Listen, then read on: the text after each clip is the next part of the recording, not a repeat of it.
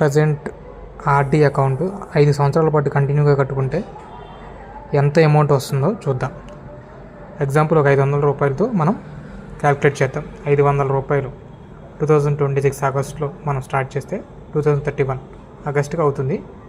6.7% interest అనుకుంటే 60 నెలలు కంటిన్యూగా కడితే మనం క్యాలిక్యులేట్ చేస్తే ఎంత వస్తుందో చూద్దాం. మంత్లీ డిపాజిట్ 500, టోటల్ డిపాజిట్ 30,000 మనం కడితే ఇంట్రెస్ట్ రేట్ 6.7% ఉన్నప్పుడు 5,683 రూపాయలు మనకి ఇంట్రెస్ట్ వస్తుంది. టోటల్గా మనకి 5 సంవత్సరాల తర్వాత 35,683 రూపాయలు వస్తుంది.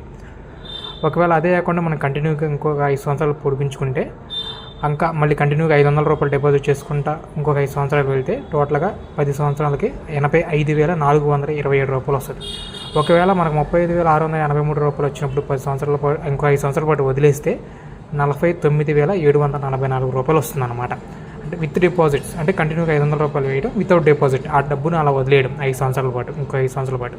ఓకేనా? కింద చూడండి 2026, 2027 ఇంట్రెస్ట్ రేట్ సంవత్సరం ఎంత కలుస్తుంది, ఓవరాల్గా మనకి ఎంత వడ్డీ కలిసింది అనేది కూడా మనకి కింద 5,683 రూపాయలు టోటల్ వస్తుంది అనమాట.